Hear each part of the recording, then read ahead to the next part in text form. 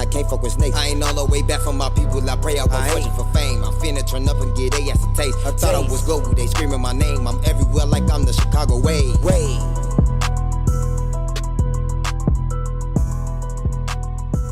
So you been knew since the short you was gonna be rapping and everything. How old was you when you first found this out? 17. All right, bet. So you was 16. All right, best. All right, you could have got an NBA scholarship, but you knew off rip. But either way, it still went good. I wasn't getting no NBA scholarship, but I knew because what I was gonna try and go to college and then end up doing basketball like that. But I fucked the music so heavy, I'm like, I might as well just keep going with music.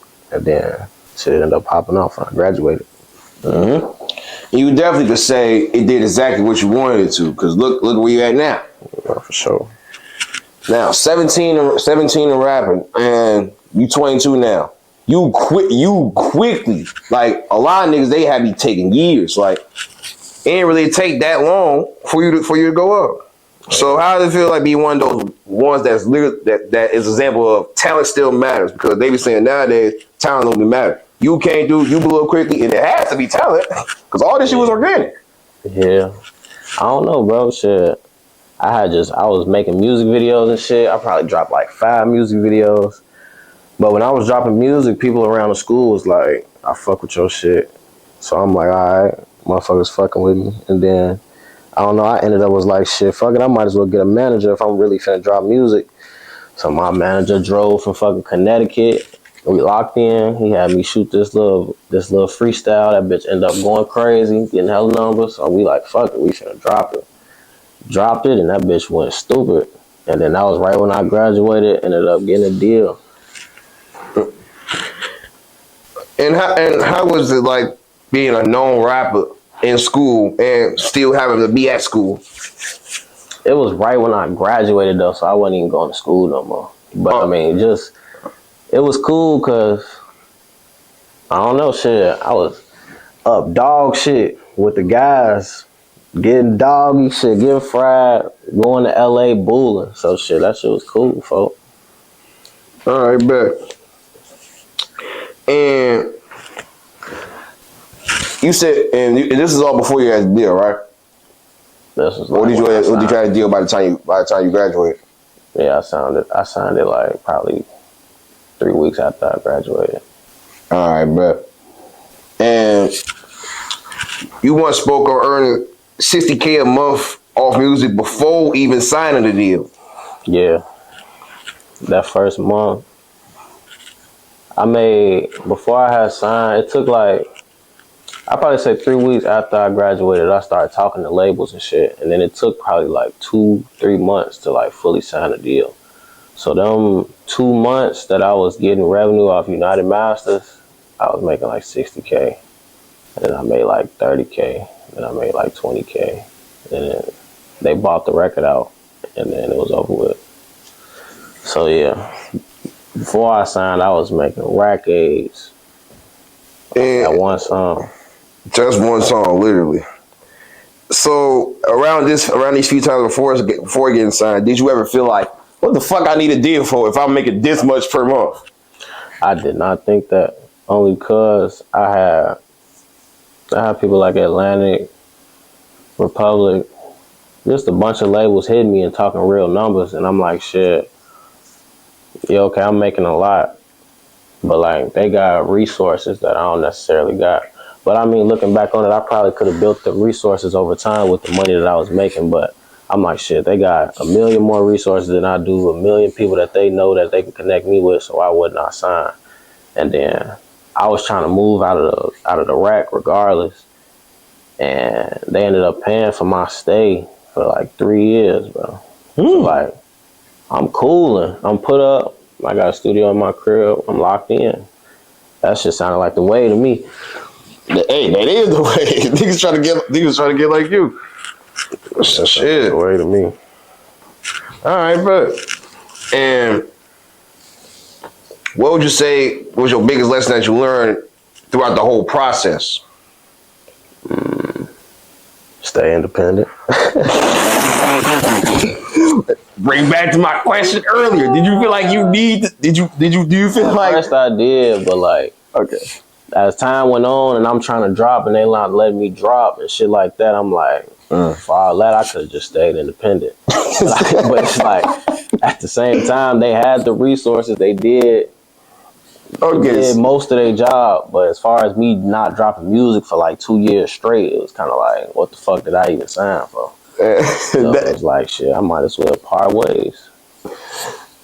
2 years, a lot of people always be talking about how when they sign labels, it's always good for the resources. But as far as dropping the music the way you want to, when you have these resources, that shit ass, bro. So have you thought about starting your own independent label? No, I ain't really thought about that too much. I'm kind of just taking shit one step at a time. Just get my name back out there, dropping how I want to drop, being consistent how I want to be consistent, and shit. Just locking in, and then as you know, I keep going up steps. Then we talk other shit. For sure. And do you feel like if you was to be dropping during these 2 years that they made you not drop, do you feel like you would have been bigger than what you already are? Hell yeah. Bro, I make so much music, bro. I got a big ass catalog. Like the shit that I'm dropping next, probably half of that tape is old shit that I felt like just needed to get dropped that wasn't able to get dropped. So like, I don't know. I had a lot of potential to drop something crazy because I had a big ass catalog, but it's like they didn't take the time to go through the catalog. They was just kind of just picking what they wanted, and I wasn't fucking with it, so I'm not gonna let you drop something I don't want. So then it's like it's a clash, and then shit just end up not dropping. So, so they didn't even like what you wanted to put out because they was having control of what best suited them versus what best suited you. It's not even that they didn't like it. It was just like they thought their opinion mattered more than what we had going on, what we planned on. So it was like it was just over with. Oh yeah. Yeah, and one thing that a lot of people gotta understand, like when they join the industry, a lot of their opinions, well, to them, is not gonna matter. But you gotta let them know if we gonna do this shit, my shit matters just as much as yours. Otherwise, we not fucking with each other at all. So that's some advice that you would give to all artists before they think about signing deals. Yeah, I mean, just know the ins and outs of your contract, and just like have that conversation with them, like I'm doing this shit how I want to do it. Or just be able to be a partnership and a make it a group effort. Have them play their role, you play your role. Come up with a plan, do shit the right way. It really ain't shit to it, bro. For sure. Sometimes it just ain't meant for certain people, I would say. Well, what was the resources that you did get? I got I made a lot of connections. Like I'm cool with like Chop Squad DJ, that's my brother. Like, I just met a lot of people, got in a lot of rooms with a lot of people. Yeah, folks. All right, man. Shit. Now, before I get to ask about the other people, let's talk about the project with Chop Squad. Was this like off rip that you knew that this was gonna end up happening after you met him for your first time? Nah, definitely not. We had a studio session, and then we made. I think we made Forever Been Stepping. That ended up getting put on Need for Speed and some other shit, but that was the first song we did with each other. We fucked with that bitch heavy, so we just kept getting back in the studio, but we just shared. We just grew a genuine relationship, so we was just making music on music. Then we was like, shit, we got so much music, we might as well drop a tape. We got some hard shit. So then we just worked it out with the label and dropped that bitch. All right. Now, usually when it comes down to relationships that you have on business, it always be strictly business. Because one thing that other artists in your shoes have once said before, that the one thing they have to learn when they get in the game, you can't have too many feelings for it, because nothing is really genuine. Nah, for sure. So how was you able to tell this one was all genuine?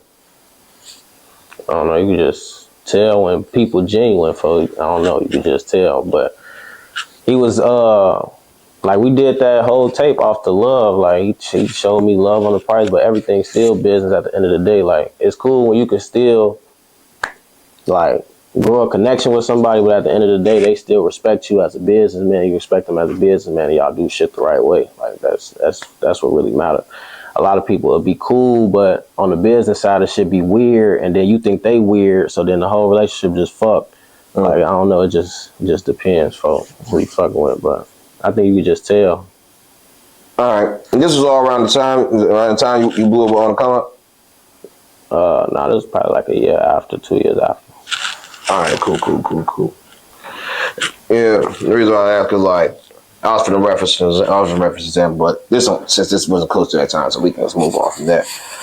But you also did interviews around the time when you blew up too, but you also stopped doing interviews for 2 years. So then it's like you're not putting out music for a certain amount of time. That's outside the project with Chop Squad, and then you not getting connected with media doing interviews and everything. It's like, okay, what was going on? Now, the label with the music thing, that's one thing. What slowed you down with interviews? That's the same thing, bro. Like if it ain't nothing dropping, then there's no need to spend money on press if you're not leading up to nothing. Like why would I'm not gonna drop an interview and then that's just it. It ain't no music coming out with it. It ain't shit coming up with it. It's just a waste of a drop. This interview is sponsored by Firehouse. Easy. What did I just tell you? What did I just tell you earlier? That's why I said, bro, it don't make no sense to just drop an interview and it's just ain't nothing coming behind it. Ain't no promo behind it, no press, it's just that one interview. It just don't make sense. It's a waste. Yeah. Hey, shout out Firehouse Studios. I just gotta throw that out there because we literally just talked about this shit before you started the interview. But all right, bet. Then let's talk about it then. Since we're doing this interview now, clearly something else coming behind it. So let's talk about what you do have that you is finna release. What we got coming here? I got this.